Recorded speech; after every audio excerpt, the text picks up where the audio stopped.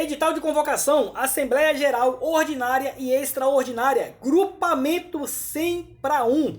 Isso mesmo que vocês ouviram, a proposta da Oi BR3 é um grupamento de 100 para 1. Eu vou explicar em detalhes para vocês no vídeo de hoje e o motivo que a gente deve analisar esse documento aqui, este edital, e de preferência votar não a este grupamento 100 para 1. Não se engane com a ideia de 10 para 1. Para quem está chegando agora, sim, poderá ser 10 para 1. Mas para quem já está em Oi BR3 e participou do último grupamento, será 100 para 1. Pior para aqueles que vêm lá de 2016, 2018, né? Lá da primeira RJ e participou também deste grupamento lá atrás, onde haveria esse mesmo processo, troca de dívida por equity. Então esse aqui tende a sofrer muito mais, mas eu não vou chegar nesse ponto aqui não, vou só trazer para vocês informações, para vocês terem uma ideia de como foi a situação lá atrás e o que podemos aguardar para o nosso futuro.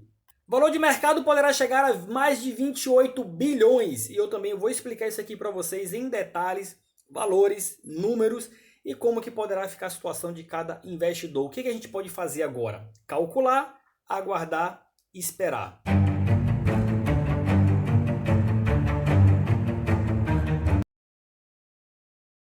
Salve pessoal, sejam todos muito bem-vindos ao Quebrando Padrões. Meu nome é Urias Silva, não fazemos recomendações de compra ou venda de nenhum ativo listado em bolsa. Para vocês que estão chegando aqui agora, muito obrigado pela sua participação. Para vocês que estão chegando aqui agora, muito obrigado pela sua atenção e participação. Para os amigos que já fazem parte do canal, muito obrigado pela confiança. Galerinha, sem muita enrolação, curte, comenta e compartilha. Leve esse vídeo para mais pessoas. Vamos entender mais sobre o case de Oi BR3. Vindo primeiramente aqui para o edital, galera. Isso aqui que a gente tem que analisar e acompanhar com muito detalhe, pois agora o investidor de Oi BR3 tem que se mostrar de fato investidor de Oi BR3. Em Assembleia Geral Extraordinária, a empresa quer deliberar sobre as contas dos administradores, examinar, discutir e votar demonstrações financeiras relativas ao exercício social encerrado em 2023, deliberar sobre a destinação do resultado do exercício social encerrado em 2023, 31 de dezembro, fixar a verba global anual de remuneração dos administradores, eleger os membros do Conselho Fiscal, fixar a remuneração dos membros do Conselho Fiscal. Em Assembleia Geral Extraordinária, que aqui vem o nosso ponto principal também, aprovar a proposta de grupamento da totalidade das ações ordinárias e preferenciais de emissão da companhia, ambas na proporção de 10 para 1, cada espécie para uma ação da mesma espécie. Grupamento, aprovar a alteração do artigo 5º do Estatuto Social da companhia para refletir o grupamento. Bom, para você que já faz parte de Oi ali desde 2019, 2020, isso aqui não é um grupamento 10 para 1, é um grupamento 100 para 1. Passamos por um grupamento 10 para 1 em 2023 e agora 2024 vamos para 10 para 1. Eu vou mostrar para vocês os números, só que claramente é 100 para 1. Infelizmente, eu vou explicar para vocês quem que sai ganhando nessa história, quem que quer de fato 10 para 1 e não 5 para 1, já que no último grupamento a empresa propôs 50 para 1, foi a maior briga, foi o maior tropezeiro, Victor Adler entrou na história, brigou, questionou e reduziu para 10 para 1. O certo agora seria a empresa aplicar um grupamento 5 para 1. E aí a gente chegaria justamente na época lá de trás, 50 para 1. Só que ela resolveu aplicar 10 para 1. Eu vou mostrar para vocês como que os credores saem surfando nessa situação. Aprovar a alteração do artigo 5º. Ratificar a nomeação e contratação da empresa especializada Mende Consultoria Empresarial como responsável pela elaboração dos laudos de avaliação ou valor contábil dos patrimônios diluídos da Oi. Aprovar os laudos de avaliação elaborados pela Mende para fins de incorporação das incorporadoras pela companhia. Aprovar os protocolos e justificação de incorporação da Oi Serviços Financeiros, protocolo Oi Serviços Financeiros e da Pointer, protocolo Pointer, incluindo todos os seus anexos em conjunto, protocolos e justificação de incorporação. Aprovar a proposta de incorporação da Oi Serviços Financeiros e da Pointer. Autorizar a administração da companhia a tomar as providências e praticar os atos necessários à efetivação das deliberações tomadas. Instruções gerais. A documentação e as informações relativas às matérias que serão deliberadas na AGOE estão à disposição dos acionistas na sede da companhia, no manual de participação e proposta da administração, na página de relação com investidores da companhia, assim como no site da Comissão de Valores Imobiliários da CVM e da B3. Os titulares de ações preferenciais terão direito ao voto em todas as matérias sujeitas à deliberação e constantes da ordem do dia da AGOE, hora convocada conforme o artigo 12 do Estatuto Social da Companhia e artigo 101 da Lei 6.404/76 e votação sempre em conjunta com as ações ordinárias.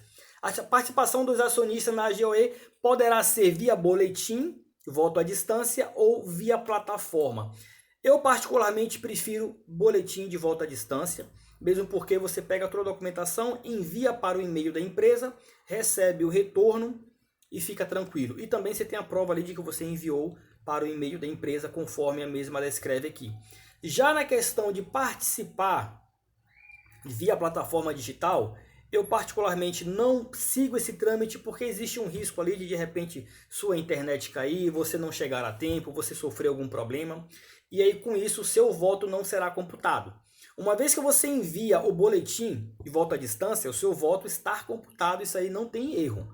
Mas na plataforma digital você vai se apresentar lá, tem que aguardar a chamada e na hora da chamada você tem que praticar a votação. Então, se por alguma situação rolar qualquer problema, o seu voto pode acabar ficando perdido. E você perdeu a oportunidade de expor a sua opinião. Eu convido vocês a participar dessa assembleia como acionista, como investidor da empresa e convoco vocês também a chamar todos os outros supostos criadores de conteúdo de OIBR3 que dizem ser acionista da empresa a também participar desta assembleia e exercer o direito. Se você acha viável o grupamento 10/1, ou vote 10/1. Se você acha que não, então vote não ao 10/1. Vindo aqui, meus amigos, o objetivo nosso é mostrar os números. A situação de 2022, olha só, a gente tinha 6.445.310.210 papéis de OIBR3. Proposta de grupamento era 50/1. Com isso, a gente iria cair para 128.906.204 papéis de OIBR3. Mas o que foi aprovado foi um grupamento 10/1, onde chegamos a 644.531.021 papéis de OIBR3. É o que temos hoje atualizados. Ponto. Nosso grupamento é esse. Vindo aqui para 2024, momento atual, a empresa está propondo um grupamento 10/1. Caso esse grupamento seja aprovado, a gente sai de 644 milhões de papéis para 64.453.102 papéis de OIBR3. Beleza? Logo, a gente chega ao grupamento de 100/1.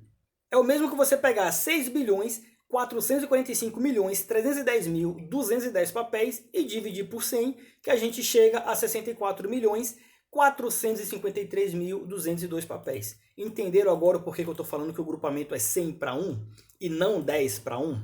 E aí, numa situação de grupamento 5/1, onde para mim já era um valor bem exagerado, e eu achava até um valor bacana, a gente chegaria a 128.906.204 papéis, o que seria justamente a primeira proposta que a empresa apresentou lá em 2022, de um grupamento 50/1. E aqui para mim vem a grande pegadinha. Se lá atrás o estudo mostrava que era essencial um grupamento 50/1, por que agora querem aplicar 10/1 e não 5/1 e seguir a linha daquele estudo? Ah, mas porque tudo mudou, as coisas mudou. Deixa eu explicar para vocês melhor, para vocês entenderem. No grupamento 10/1, a gente tem hoje, teria 64 milhões de papéis, seriam nossos papéis hoje, e aí depois entraríamos na subscrição, na questão de subscrição e exercer o direito ou não. E aí os 80% que são os credores teriam 257 milhões. No total, a gente chegaria a 322.265.511 papéis de OIBR3, caso aconteça um grupamento 10/1, caso seja aprovado. O PM dos credores ficaria em torno, não é um valor absoluto, em torno de R$ 87,05. Isso aqui a 75% da dívida. A 70% da dívida, esse PM cai para R$ 81,25. Se acontecer o grupamento 5-1, que é o que eu consideraria um grupamento mais justo para não diluir tanto, para não prejudicar tanto o pequeno investidor, a gente chegaria a um total de 644.531.021 papéis de OIBR3. Na verdade, seria elas por elas, né? A gente sairia do que temos hoje 20% e seria 100% total de papéis de OIBR3. O PM dos credores a 75% da dívida ficaria em R$ 43,53 e a 70% da dívida seria R$ 40,62. A valor de mercado, como vocês podem ver, nada muda.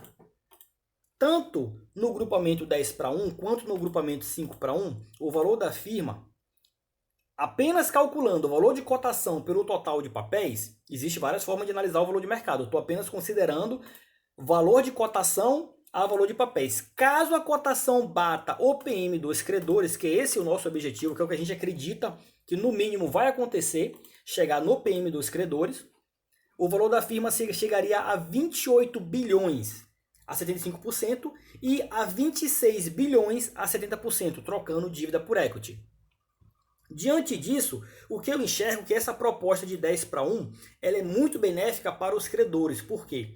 Como vocês podem ver, é melhor ter 325 milhões de papéis do que o dobro, 644. Mesmo porque lá na frente eles vão poder capitalizar a dívida, colocar mais papéis no mercado, ganhar com essa dívida e reduzir a dívida, pagar credores, pagar outros credores, e com isso eles saem ganhando. A gente que já vai ser diluído, a gente que vai acabar sofrendo com toda essa situação de tira e coloca papéis. Mesmo porque, numa situação que o investidor comprou 10 mil papéis lá atrás, antes do primeiro grupamento, houve aqui o primeiro grupamento, 10-1, ele caiu para 1.000 papéis, o PM dele foi para R$10. Caso aconteça agora um grupamento 10-1, ele cai para 100 papéis e o PM dele vai para R$100. Caso este investidor não tenha feito nada, tenha simplesmente ficado aguardando os movimentos, né?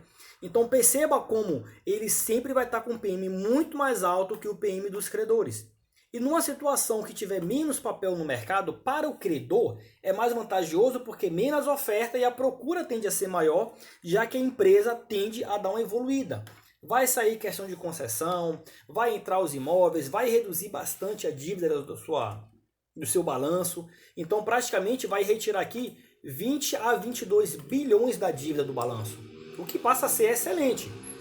E logo o número de papéis não chega nem a 500 milhões, caso seja um grupamento 10-1.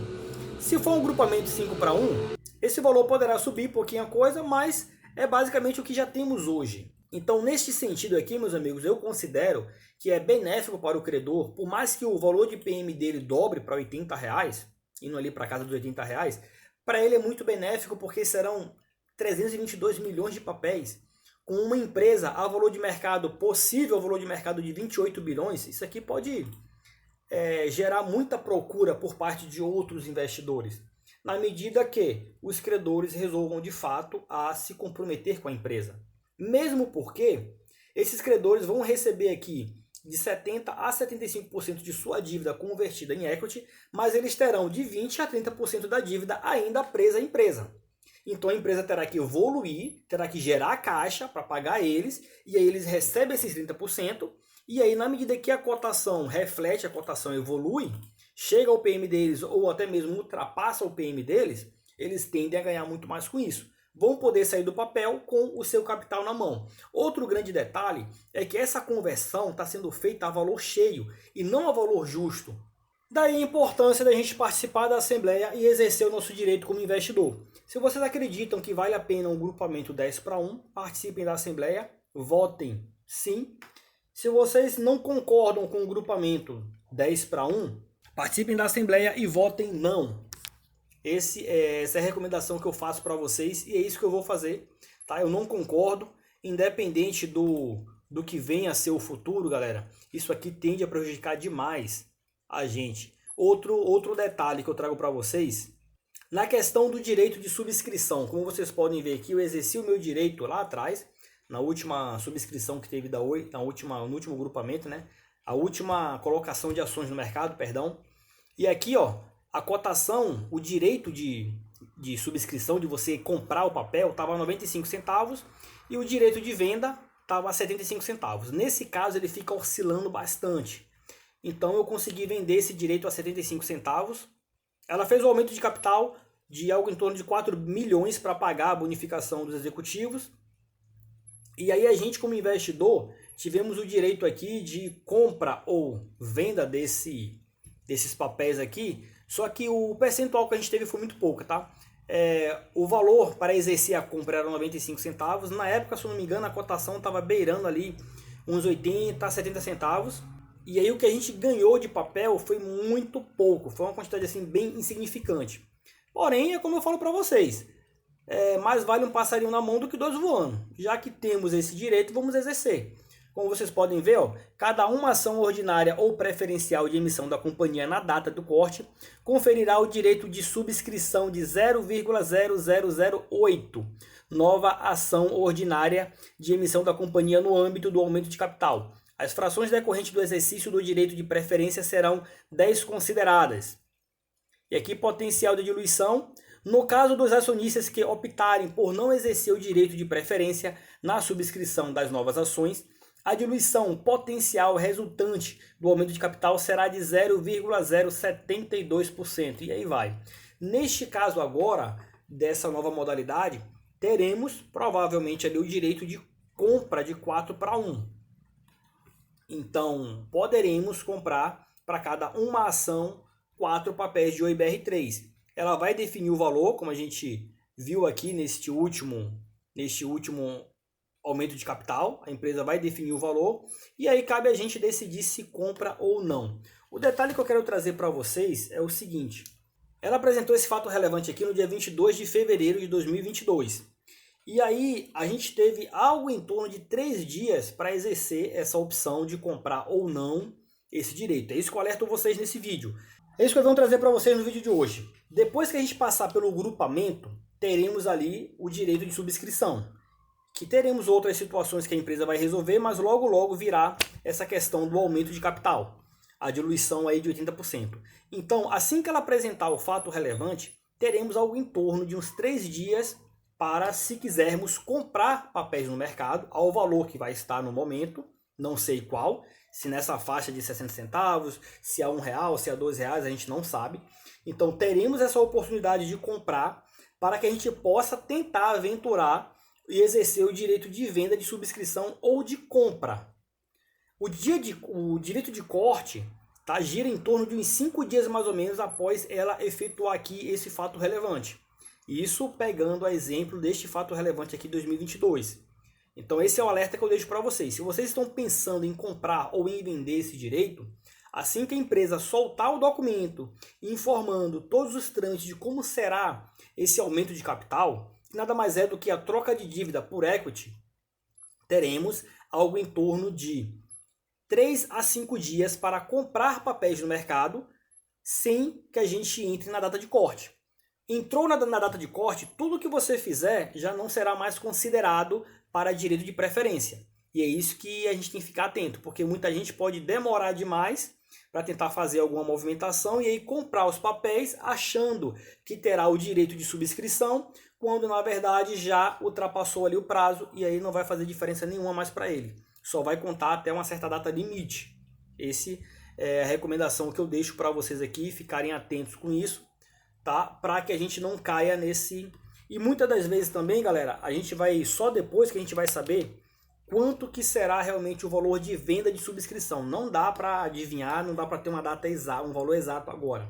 Mas se a gente considerar que lá atrás eu consegui vender a 75 centavos, e se a gente baixar um pouquinho e considerar que seja um direito de venda a 50 centavos, de acordo com a quantidade de papéis, dá para gerar uma grana boa. Só que qual é o grande problema disso daqui, muito bem articulado para quebrar as asas de quem está pensando em fazer uma grana em OIBR3 no curto prazo? O grupamento de ações. Nessa situação aqui, meus amigos, ó, imagina que a gente hoje passou por um grupamento lá atrás, eu tenho 1000 papéis de OI. Se você tem 1000 papéis de OI e tem um direito de 4-1, você pode comprar 4000 papéis de OIBR3 ou vender esse direito. Ponto. Na situação de um novo grupamento antes da chegada do aumento de capital, você passa a ter 100 papéis. Então imagina só, se houver um grupamento com cotação a 1,50, a cotação vai para R$15. E aí, para você ganhar, aumentar a sua quantidade de papéis, para de repente tentar aventurar, vender o direito de subscrição para fazer uma espécie de dividendos, fazer uma graninha no curto prazo, não vai compensar. Porque você vai ter que comprar bastante papéis para chegar a 1.000 papéis, para ter o direito de 4.000 e daí você acabar ganhando R$2.000. Pouca coisa. Então, essa jogada aqui de subscrição serve justamente para evitar que qualquer outro investidor se torne majoritário da empresa que não seja os credores, que não seja os próprios credores. A não ser que algum outro investidor queira de fato realmente investir capital e comprar bastante papéis. Porque, como aconteceu com o Victor Adler, a gente até mostrou aqui nos vídeos, né? Supostamente o Tanuri, na verdade, perdão, não é nem Victor Adler, supostamente o Tanuri, ele aumentou posição em 5,14%, comprou bastante Oi, e de lá para cá ele veio descarregando. Então a gente fez várias contas aqui, como que seria caso o Tanuri quisesse realmente se tornar majoritário de Oi e conquistar 51% de Oi BR3. Bom, ele a princípio já pulou fora. E para ele alcançar esse objetivo aqui agora ficou muito mais difícil. Porque numa situação de um grupamento 10-1, ele vai ter que comprar muito, e se a cotação subir para 1,50, vai para R$15. Se a cotação subir para 2, já vai subindo. Então assim, ficou muito complicado para quem está de fora tentar conquistar uma mesa na Oi BR3 com a situação deste grupamento. E por isso que eu considero que é uma jogada dos credores aplicar o fator 10-1, porque para eles tende a ser benéfico, já que lá na frente eles poderão reduzir bastante a dívida, colocando mais papéis no mercado, sem ter que coçar o bolso deles. E aí, possivelmente, até segurando uma porcentagem ou demorando ali de vender a participação da Vital. Bom, o que temos aqui é apenas números para mostrar para vocês a situação do grupamento 5 e 10-1, como que poderá ficar o valor de mercado na firma no futuro, caso ela bata o PM dos credores, e como poderá ficar a situação dos investidores que simplesmente não fizeram nada. Comprou, sofreu um grupamento em 2023, ficou parado e agora sofrerá outro grupamento. Então o alerta que eu deixo para vocês é para vocês fazerem suas contas, verificarem se é viável aumentar a posição, se é viável continuar parado ou não. Enfim, os números estão aqui.